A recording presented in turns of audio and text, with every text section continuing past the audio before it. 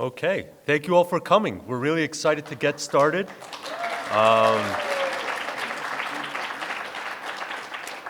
It's really exciting to be seeing people in person and to be talking to actual people instead of black boxes. So I could tell you, for me, this is just thrilling. And thank you so much to Dean Trevor Morrison. This is going to be a great evening. So without further ado, we'll get started. So good evening, everyone. Thank you all for coming. My name is Daniel Ishak, and I'm the editor-in-chief of the NYU Survey of American Law.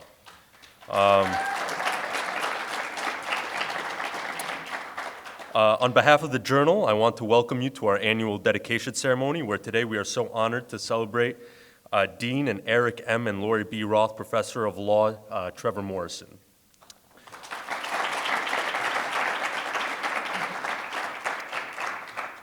Since its founding, Annual Survey has strived to be the practitioner's journal.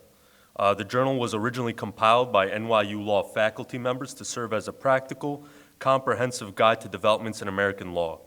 Since becoming a quarterly student-edited publication, we continue to honor practitioners through the practical materials we publish, the relevant symposia we host, and of course our annual dedication of the upcoming volume to a distinguished member of the legal community.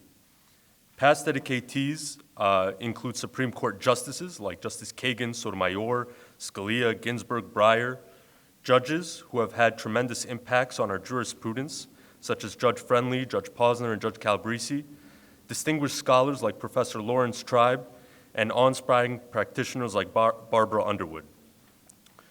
The Board of Annual Survey could not think of a better name to add to that list than that of Dean Morrison. So today, in recognition of his extraordinary achievements and in commemoration of his distinguished tenure as Dean, the Annual Survey of American Law is honored to dedicate its 79th volume to Dean Trevor Morrison.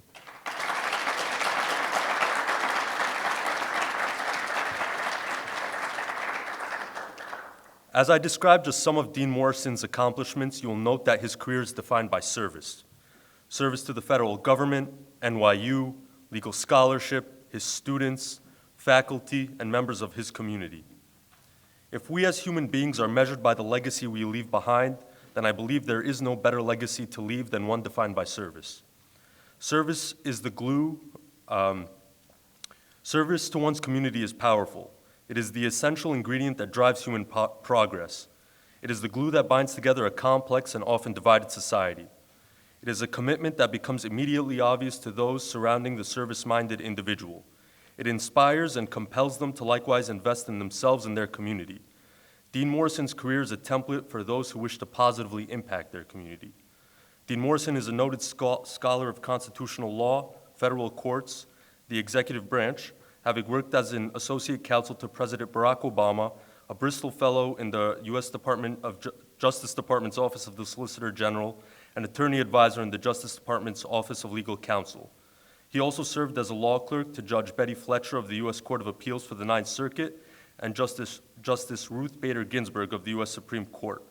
More recently, Dean Morrison was appointed by President Biden to serve on the Presidential Commission on the Supreme Court of the United States. Since Trevor Morrison joined NYU as dean in 2013, the law school has recruited 17 tenured or tenured-track faculty, added 15 new research centers, and launched interdisciplinary MS programs on cybersecurity and health law in collaboration with other graduate schools at NYU.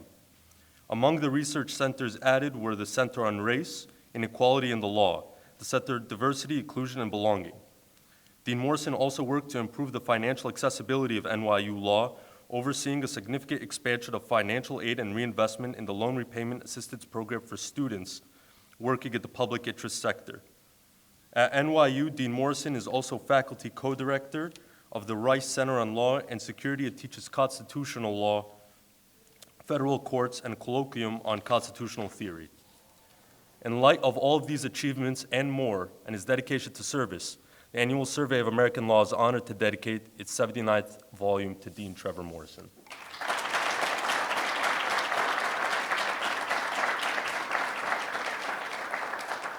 So we are super honored and privileged today to be joined by some distinguished guests who will be delivering some remarks for Dean Morrison. The first is Mr. David Tanner. David Tanner is the managing director of 3 Mile Capital, a private investment company. He is also the chair of the NYU School of Law Foundation Board. It serves on the boards of White Mountains Insurance Group Limited and Northeast Bank. Mr. Tanner is a trustee of Montefiore Medicine Academic Health System, a trustee of Central Synagogue, a director of Lawyers for Children, and a director of the Carol and Milton Petrie Foundation. He served as the chairman of the Board of Trustees of Montefiore Medicine Academic Health System and related entities from January 2007 through May 2018. So, Mr. Tanner, thank you.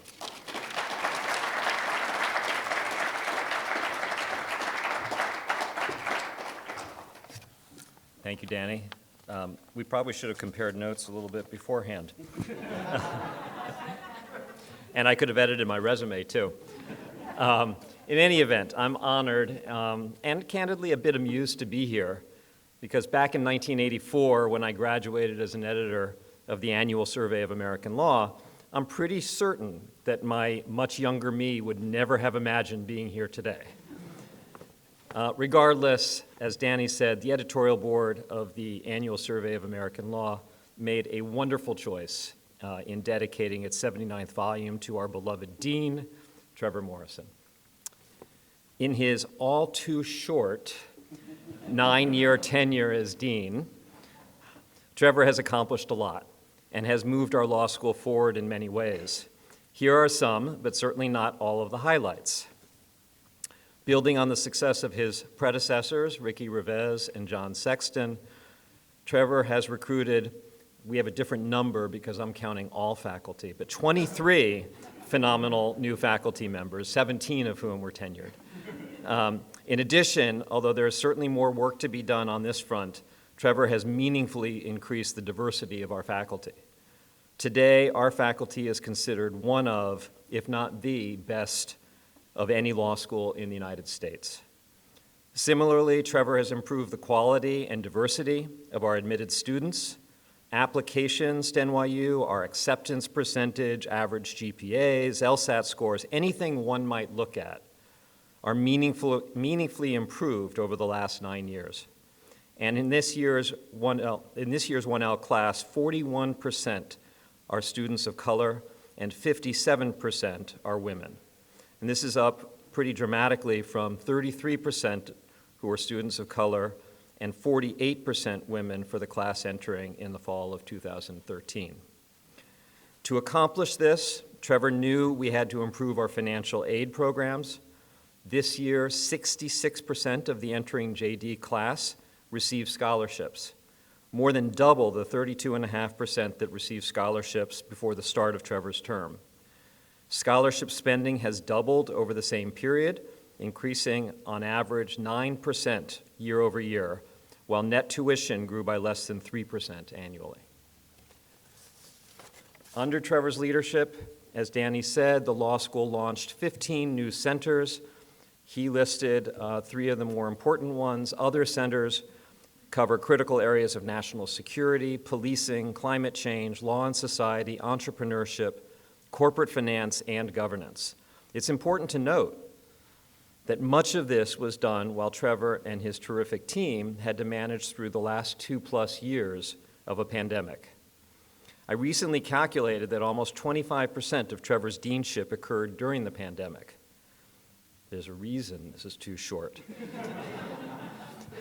I think we owe Trevor and the whole management team a huge debt of gratitude for navigating us so successfully through such an unprecedented and difficult period.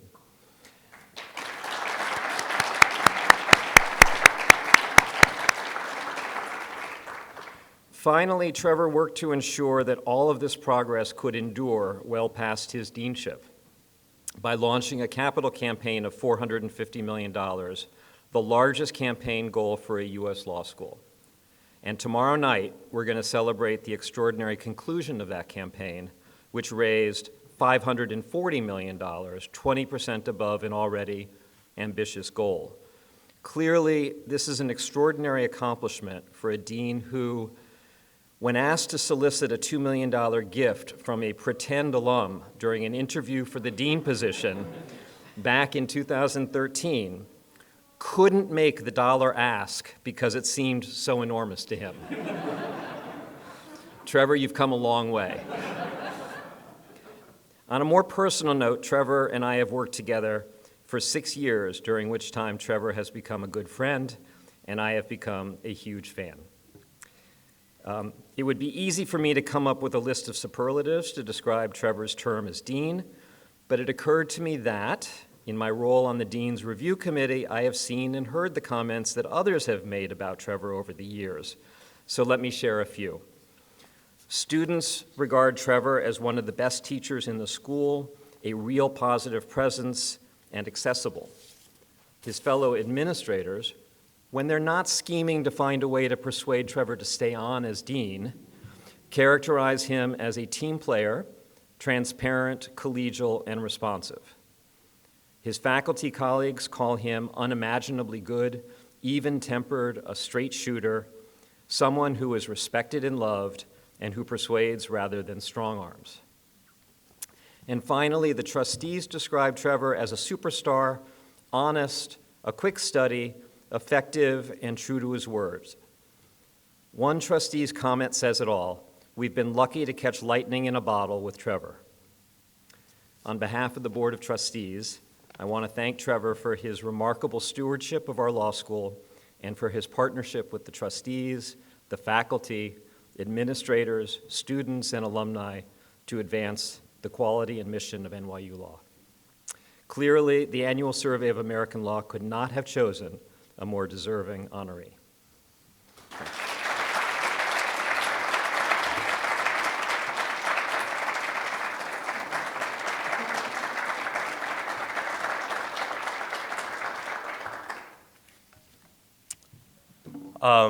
Thank you, Mr. Tanner. Our next speaker is Judge Alison Nathan, who unfortunately could not be here today because she's currently in a ceremony being appointed or invested as a judge on the Second Circuit. But she's joining us right now on our webinar, so hello, Judge Nathan. Hope you're doing well.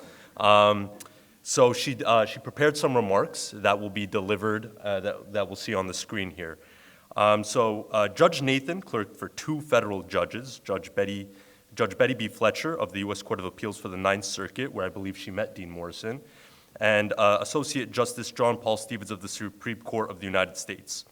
Judge Nathan then joined Wilmer Hale Supreme Court and appellate litigation practice. In 2009, Judge Nathan was appointed Associate White House Counsel and Special Assistant to President Obama. The following year, Judge Nathan became Special Counsel to the Solicitor General of New York. Judge Alison Nathan served as United States District Judge for the Southern District of New York from 2011 to 2022. She was nominated to the Second Circuit by President Biden on January 3rd, 2022. She was confirmed on March 23rd. She received her commission on March 30th. So congratulations, Judge Nathan, and thank you for your remarks. Hello, and congratulations to my dear friend Trevor Morrison on the dedication by the NYU Survey of American Law. It's a wonderful and fitting honor, and I thank the student editors for making such a wise choice in choosing Trevor. And I also thank them for asking me to say a few words about Trevor. I'm Allie Nathan, a brand new judge on the Second Circuit, and I'm very sad not to be there with you all in person this evening to toast Trevor and honor his career and remarkable achievements as a scholar, a law professor, and dean. And the reason I'm not there is that my informal swearing-in ceremony to the Second Circuit got scheduled last minute for the same evening as this event, which means both that I can't be there in person with Trevor, and it also means that Trevor can't be at the swearing-in with me, and I'm very sad about that as well. And it's particularly notable to me because Trevor has truly been there and in support of me at every stage of my career.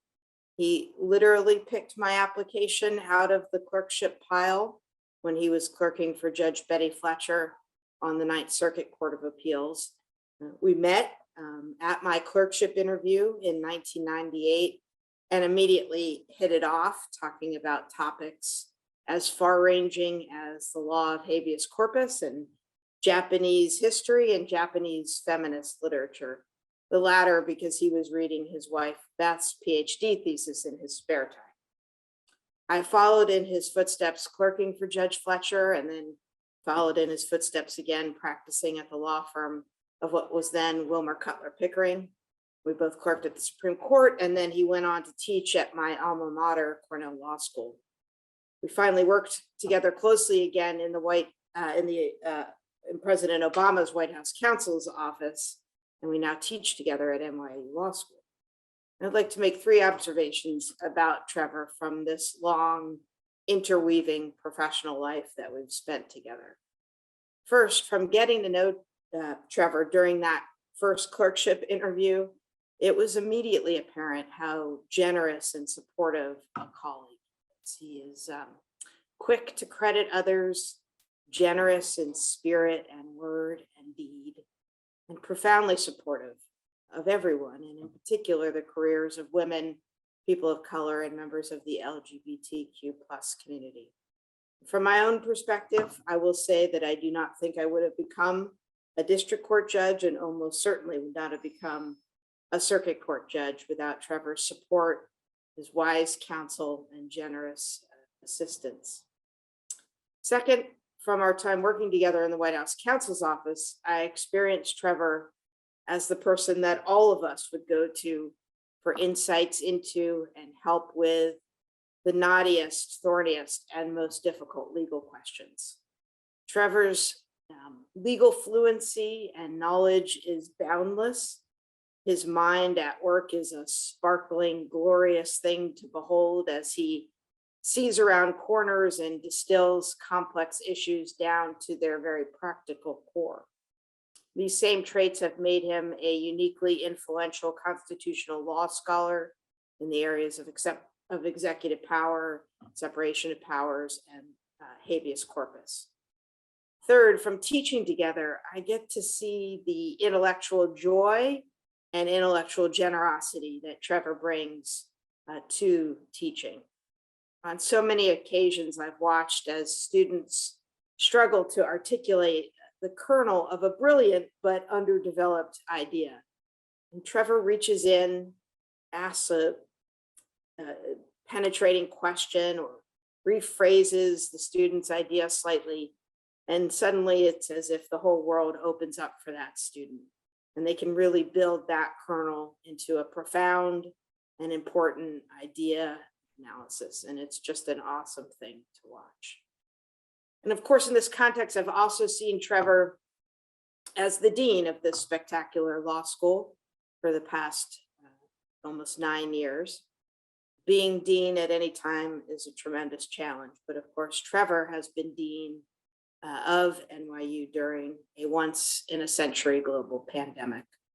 I recall a conversation we had very early in the COVID days, as Trevor was making hundreds of very difficult decisions a day in a swirl of uncertainty. I said how glad I was that it was Trevor at the helm of the ship during the storm we were all heading into. Now, Trevor does not normally show much weakness or uncertainty, so it was quite striking to me what he said then. He said, "I hope I'm up to this task." My dear Trevor, you are so much more than up to the task. You were precisely the right leader for the moment. And all of us associated with the law school and the law in New York are so profoundly grateful for the skill, intelligence, and empathy you brought to this challenge. So I wish I could be there in person to celebrate you tonight, Trevor, and I wish you could be with me as I'm sworn in as a Second Circuit judge. But we'll have to settle for a remote toast for now. And because I want it to be fitting of your own tastes and likes, my dear old Canadian friend, I toast you with what I know you would most like, and that's a good craft beer. To Trevor.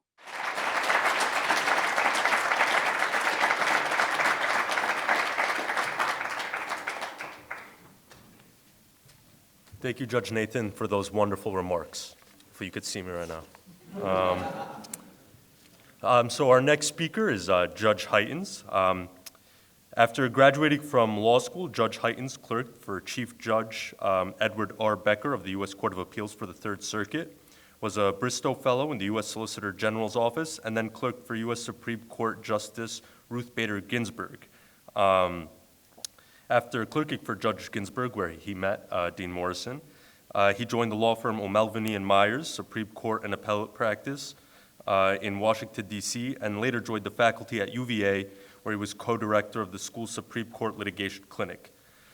Judge Heytens has also served as Virginia Solicitor General, successfully arguing numerous notable cases before the Supreme Court, and he now serves as a judge of the Fourth Circuit. Judge Heytens.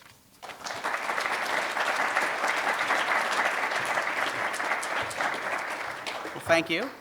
It's great to see folks. It's great to meet a number of you. It's great to be in this room. I realize I've been to NYU before, but I've never actually been in this building, so thank you for the opportunity to be here. I want to share sort of three things that hopefully won't duplicate too much, because I don't know anything about capital campaigns and or faculty members added over the last 9 years. So I'm going to tell you how I met Trevor. I'm going to tell you how he is personally responsible for everything in my career for the last 2 decades. And then I'm going to tell you what I think is most extraordinary about him, which I think is something that is less obvious, but all the more profound for not being obvious. So the way I met him, I was thinking about this. I think we met for the first time almost exactly 21 years ago, because I think it was the spring after we had been hired to clerk for RBG, and Trevor and I and our other 2 co-clerks to be had lunch at the National Education Association in Washington, D.C. Now, how may you ask, how in the world did we end up having lunch in the cafeteria? I'm pretty sure it was Trevor who suggested that we go there because either he had heard or he knew it had a great cafeteria, and it was indeed a great cafeteria. But I think that in that moment was the first realization of this is the person who would A, either know or have heard and then suggest that notwithstanding how insane it sounds, we should have lunch at the really great cafeteria at the National Education Association. So that's fact one, that's how we met. Fact two, this worked better when I was a law professor because this was a straight line. Before I got my current job, I was a law professor at UVA for 11 years, and it is absolutely certain that I would never have become a law professor if it wasn't for Trevor. The first reason is that when we were clerking for Justice Ginsburg, he was on the teaching market, and until that moment, I had literally no idea how one got a job as a law professor. So having one of your co-clerks seeking a job as a law professor while you're clerking together is a really good way of learning what it's like. And my takeaway from that was, oh my God, I'm never going to be a law professor. Because that process sounded so unbelievably miserable that I never wanted to do it, in part because I didn't know any law professors and I didn't know if I'd like to be one. And so how would you possibly put yourself through that process if you don't know for sure that you'd want to do the job? And how can you ever know if you'd want to do the job for sure if you've never had the job? Until your co-clerk says someday, hey, how'd you like to be a law professor for a semester? Which is what happened when he called me one day. This would have been in like the winter of 2003, and he was at Cornell at the time. And basically gave me an opportunity to be a law professor for a semester, and also to visit Ithaca, which I had also never visited. So that was, I highly recommend, by the way, if you're gonna spend 8 months in Ithaca, I highly recommend that you arrive in January and leave in August, because it just gets better and better and better. Like it's a straight line of improvement the whole time you're there. And so that is really the thing without which I would have never become a law professor. I never would have gone in the teaching market. And I'm quite convinced I would have never gotten my last 2 jobs without having been a faculty member at UVA. So with some exaggeration because of the nature of these ceremonies, I can truthfully say that I don't think anything that happened in the last 20 years of my life would have happened without Trevor.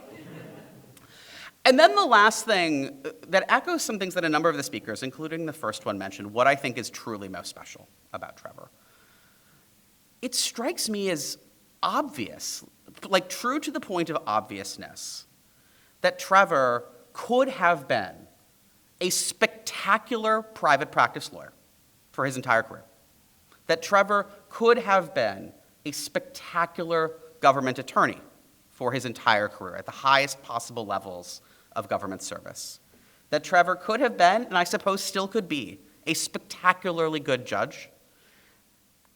And he could have been all of those things, and he has in fact been a spectacularly good law professor and a spectacularly good dean. This is one of those people that to really understand what is truly special about them is the sheer breadth of their capabilities and the sheer number of different ways in which they could be excellent. I won't say it's easy to be excellent at anything, but as hard as it is to be excellent at any one thing, it's even harder to have the capacity to be excellent at everything at the same time. I can say this as I've reached my middle age, you don't meet many people who have the capacity to be excellent at literally everything, and this is somebody who does. And to end with, I think, something that our first speaker said, I think what makes it all the more special is that a person who has the capacity to be excellent at anything has chosen again and again and again to direct that excellence in ways that benefits the public and benefits other people. And that is what I think is genuinely the most special thing about my very good friend, Trevor Morrison. So thank you for having me. It's wonderful to be here, and I'm so happy to be here to celebrate it with all of you.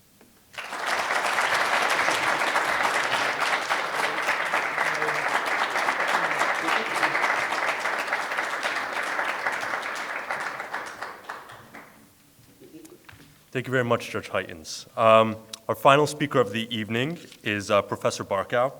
Professor Barkow is the Vice Dean, and Charles Seligson, right? That's okay. All right, we're getting towards the Charles Seligson Professor of Law at NYU. She's also the Faculty Director of the Center on Administration of Criminal Law. She has written more than 20 articles, is a co-author of one of the country's leading criminal law casebooks, and is recognized as one of the country's leading experts on criminal law and policy. In June 2013, the Senate confirmed her as a member of the United States Sentencing Commission. She has been a member of the Manhattan District Attorney's Office Conviction Integrity Policy Advisory Panel since 2010. Professor Barkow served as law clerk to Judge Lawrence H. Silberman of the D.C. Circuit and Justice Antonin Scalia of the U.S. Supreme Court. She was an associate at Kellogg, Huber, Hanson, Todd, Evans, and Fiegel in Washington, D.C. before joining the NYU Law faculty. Professor.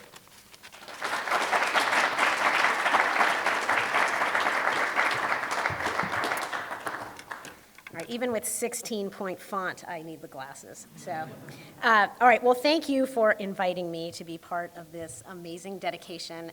So I've learned if you agree to do these things, don't be the last person because all you are is a corroborator. But I'm going to do my best to show why everyone else has been speaking the truth about Trevor. So before we get to the merits, I want to point out that I think the annual survey of American law is bestowing this honor on its first Canadian. And I got to be honest, I tried to verify it. It's a huge list. There are names that time has not been kind to for some of them. So I'm not entirely sure, but I think so. I think so, and no matter what, Canada should be proud. And I think that is especially true because Trevor has achieved his success in what I view as a particularly Canadian kind of way. So what do I mean by that? Do I mean that his scholarship and leadership at NYU are over the top, like that Canadian delicacy, cheese curds and fries covered in gravy, known as a poutine? Or that he's impervious to cold, even the iciest responses of our faculty to his reasonable requests? No, what I mean is that Trevor has managed to climb to the highest heights of the law, take NYU along with him, all while being the nicest person around. You know, Canada nice. Now, as the other speakers have told you, and I'm just going to repeat some of the stuff, it's pretty cool. He has excelled not only as a lawyer, but also as a scholar and as a dean. And these are actually radically different skill sets. And usually life isn't so unfair as to bestow them all on one person. But in Trevor's case, that is what indeed we have. He is the rare triple threat, or I want to stick with my Canadian theme, he has law's version of the hat trick. So Trevor, the lawyer, began his legal career, as you heard, clerking for great judges, Judge Fletcher, Justice Ginsburg, but most of his career practicing law has been in the executive branch of government, in the SG's office, the Office of Legal Counsel, as an associate counsel to President Obama. And from this vantage point, Trevor saw the operation of law in the executive branch up close, offered his wise counsel to the executive so that they would be faithful to the Constitution, for whomever he was serving. And it's a perfect lawyering career to complement his scholarship, which largely explores how constitutional law is practiced in and operationalized by the executive branch of the government. And here, Trevor has written some of the most important articles on the topic. He has two really great pieces with Curtis Bradley, offering detailed, persuasive accounts of how historical practice affects the separation of powers generally, and then also specifically how it applies to the president. He's got articles on how stare decisis applies in the Office of Legal Counsel, how you think of the interpretive canon of constitutional avoidance in executive branch decisions. He even published something while dean with our colleague Sam Issacharoff. I don't know how you managed to find time for that, which is also a terrific piece on conventions and how they influence constitutional interpretation. Trevor also wrote two of my favorite book reviews. These are devastatingly effective and smart takedowns of books by Bruce Ackerman, pieces by Bruce Ackerman and Randy Barnett. But even here, he was Canadian nice.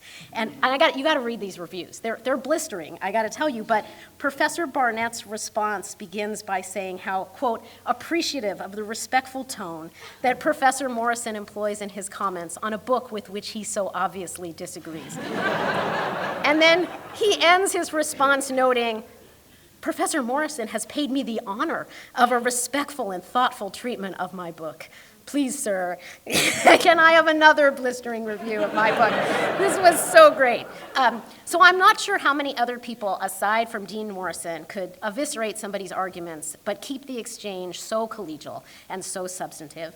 And honestly, that's not even Canadian nice, that's Morrison nice. So it is no wonder that someone this dazzlingly smart and charming won Columbia's teaching award when he was on the faculty there, was elected to be the faculty convocation speaker at Cornell when he was there. I think the only reason this hasn't yet happened here is probably you're worried it somehow looks corrupt, but his reviews are consistently prepared for class, 4.9 and above out of 5. He's the dean, and he's come into class that prepared. And respect of students, overall effectiveness, similarly just off the charts outstanding. So when Trevor was picked to be the dean here, and I'm proud to say I was part of that decision because it makes me look good, it was pretty obvious that he was going to be a wonderful scholarly and collegial addition to our community, and he would foster that. But let's face it, what makes a great scholar or lawyer doesn't always make for a great dean. And just because he had written about executive power didn't necessarily mean he was going to be good at exercising it himself. I mean, I write a lot about crime, but I don't think I'd be a good criminal. But in Trevor's case, it has all come together. So this scholar of executive power is himself an outstanding chief executive. So for 9 years, he has been just a remarkable leader of our school. People have given you lots of stats. I'm going to give you them again in a slightly different way. But to say he has succeeded at this task would indeed be a Canada-sized understatement. So first take that capital campaign that David Tanner mentioned. So it was announced at $450 million. So, that is like well above the avocado toast, no more lattes line that you would need. Think about what it would take to raise all that. And then he raised $90 million more. And we have a great development team led by Nick Vagilatos. They're wonderful. But the buck stops with the dean of the law school when it comes to raising money. And we rise or fall, frankly, as a school based on how well the dean does at this because of all the things that depend on it. And Trevor set a fundraising record. So if you had told me that someone could set a fundraising record at NYU on the heels of the two amazing deans we had, John Sexton and Ricky Revesz, I would have never believed you that it was possible. But here he is. He is the great one of fundraising. That, by the way, is a reference to Wayne Gretzky, the greatest hockey player of all time. And I don't know if that's just limited to Canadians or people over 50, but I wasn't going to compare him to Tom Brady, both because the Canada theme, and I told you he's a wonderful person. So I think that we should hang the equivalent of Trevor's jersey in Van Hall, but that would just be a sensible sweater or fleece jacket, so maybe not. But more than the dollar amount, what I want to highlight is is the vision behind it and what Trevor thought about doing with the money to make us a more inclusive, equitable, and diverse community. So much of these funds are going to provide financial aid to our students so that it's available, this world-class legal education. It's affordable to you no matter what your background or your career path. So we have helped people who are going into public interest. As David pointed out, we've doubled the number of people who are receiving scholarships. Trevor's also shown his commitment to diversity, equity, and inclusion. He created the position of the Assistant Dean of Diversity and Inclusion. Honestly, I think just bringing Lindsay Kendrick to NYU is reason enough for the annual survey to give this honor.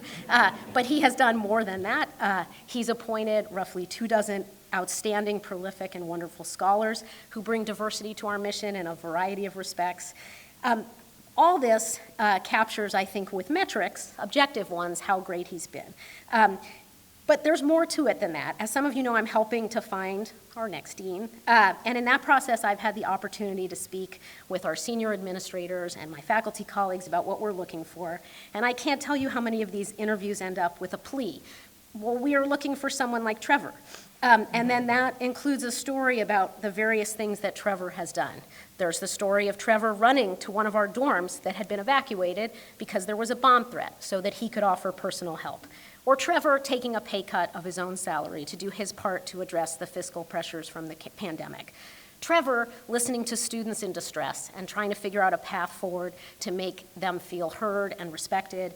Deans deal with crises upon crises, and one of the reasons you haven't heard of most of them here is that Trevor has dealt with them all so ably.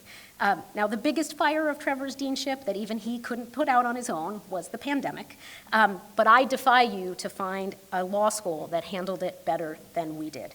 He managed to keep us safe, get us back in the classroom long before other schools were offering in-person instruction, and to create a community feel that, although it's not back to normal, it's as close as we can get under the circumstances. We have a COVID hardship fund for students to help them deal with the needs that they have for food, housing, and other expenses created by the pandemic. So I know life is not perfect here, but I know it's as close as it can be because Trevor has been such an outstanding leader. He is the leader you want in a time of crisis. He is always calm. He's always proactively anticipating what's going to come next. He brings out the best in everyone around him, and he always tries to make sure that everybody's needs are met. But he's also the leader you want when things are going well, because he uses the resources we have to lift everyone up. He's the first person to praise other people, and he never claims credit for himself, even though he deserves so very much of it. So I could go on, but you get the point here, right? He isn't just a record-setting fundraiser, faculty recruiter, renowned scholar, popular teacher, or skillful manager. He is an incredibly decent and empathetic person with a rock-solid moral core who took on the leadership role here at NYU because he just wanted to make things better for other people in our community. And in every way, he has done that for our faculty, for our students, for our administrators, and ultimately for the world, because he's helping to produce a generation of leaders who know from his example that you can be wildly successful but also be a really good person. So I like to think that's not just characteristic of Canadians, but people at NYU. It's certainly true of our dean, and we have been really fortunate to have him. I ended with an A, but I don't think I can pull it off in that name, so I'm not even going to try, but congratulations, Trevor.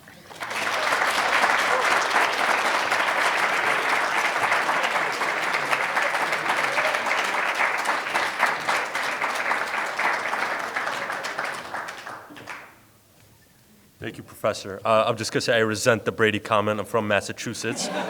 Plus, Brady unretired this season and is coming back another one. So if anything, you want him to follow this example. Anyway, you don't have to dwell on that. Goat. Thank you to all our speakers. Dean Morrison, on behalf of the New York University Annual Survey of American Law, I'd like to dedicate our 79th volume to you in honor of your contributions, your service, and all the excellent things all our speakers just said about you and that everybody in this room has had the privilege of experiencing. So, Dean Morrison, please come up here and accept this plaque on our behalf. Thank you. Let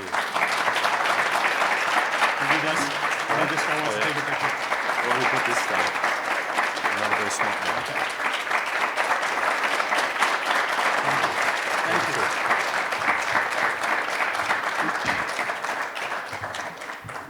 Good grief. that guy sounds cool. I don't know who he is. I am speechless, which is a first. I've been a part of these ceremonies each year that I've been dean, playing the role of introducing the various dedicating speakers and thanking them and praising the honoree. And it did not occur to me that in my last year as dean, I would join this incredibly long list of people, some of whom history has not treated kindly, I suppose, but many of whom, most of whom, are astonishing leaders in the law, and that the students of the annual survey would have thought to include my name in that list is, it leaves me speechless. So thank you. Thank you very much. Thank you to David and Allie and Toby and Rachel. Those were ridiculous remarks. The checks were all in the mail.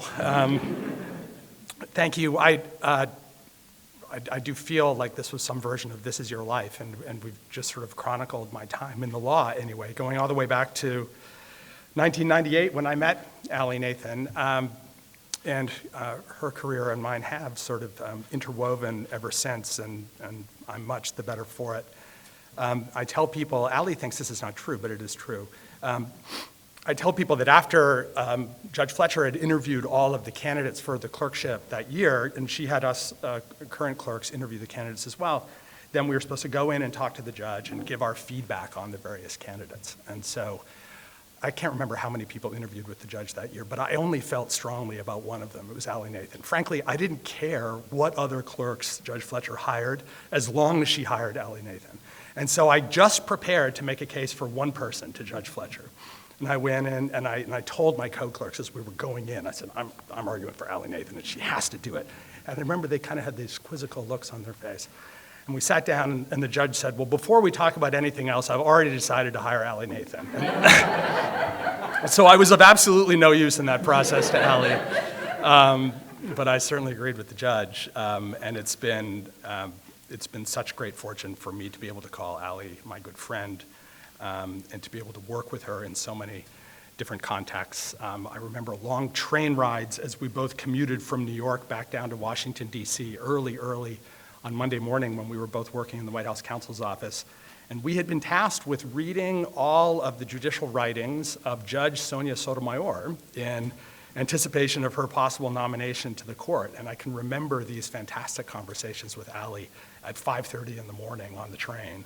I guess 6:30 in the morning on the train, as we both became excited about what was about to happen, possibly with the president's nomination of Judge Sotomayor to the court. And that experience wouldn't have been nearly as special for me had Allie not been there. So Allie, I know you're being sworn into the Second Circuit right now, and I'm so thrilled for you and even more for the country that you are joining that august court, and really appreciate your recording your remarks.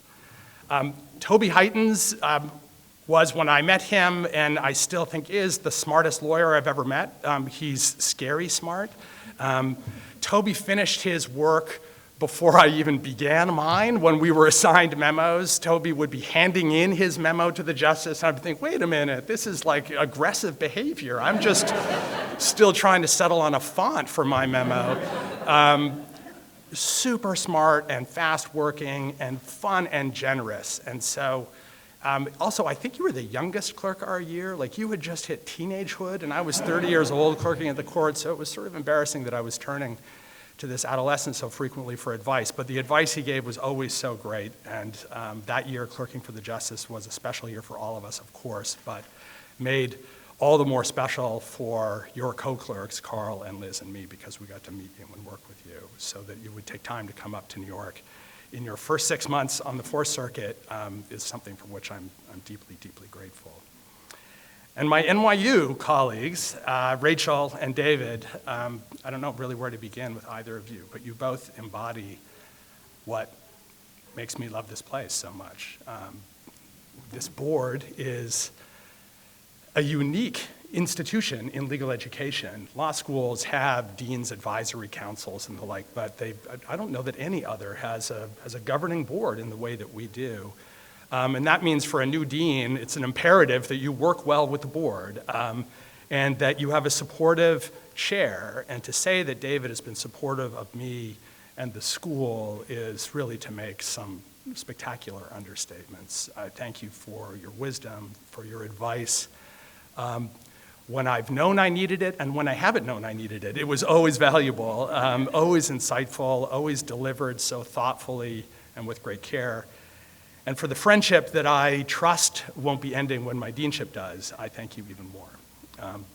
And Rachel, you are the epitome of the perfect faculty colleague.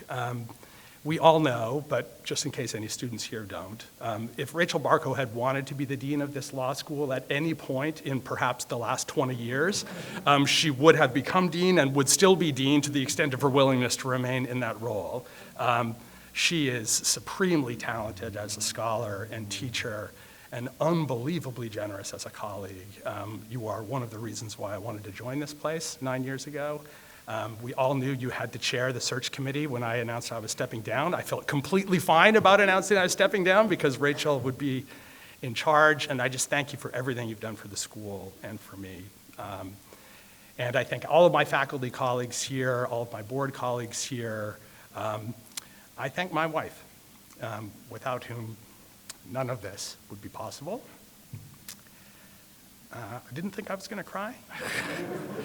But thank you, Beth, for everything.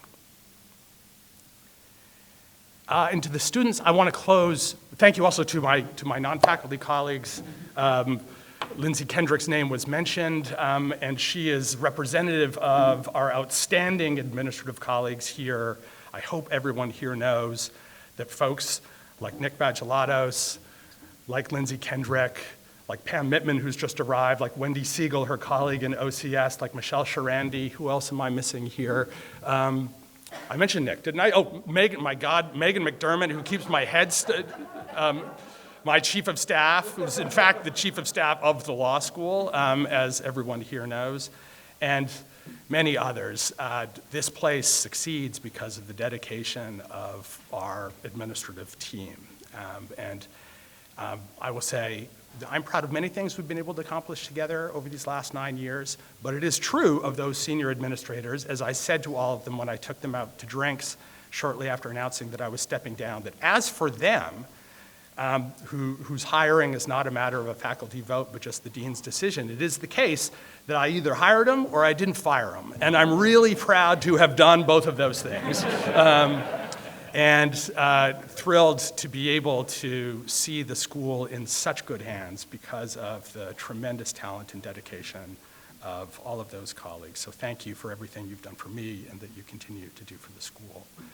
And then there's the students. I want to thank you all for honoring me again, that it is truly humbling, and it is a deep, deep honor.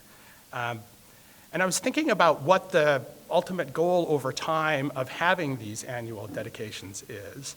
And I suppose it's to identify role models in the law, exemplars of achievement, of dedication to the law, of service, which is certainly important to me and obviously has been important in the careers of so many of the dedicatees that have come before me.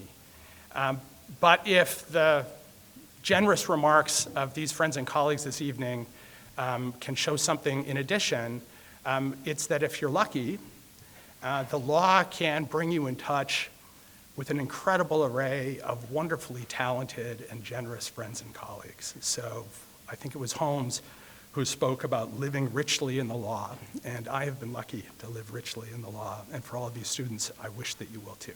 Thank you.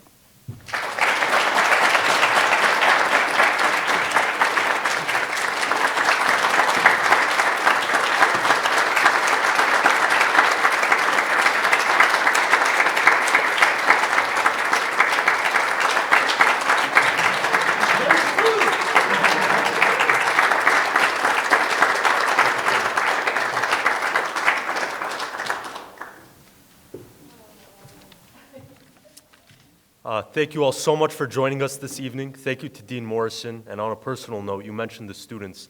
You have a lot of graduating students in this room, and as we start on our careers, yours is an example of what it should be, to dedicate to, to the people around you. So thank you, sir. To Dean Morrison's point, there's food. So thank you all for being here, and let's enjoy the evening. Thank you.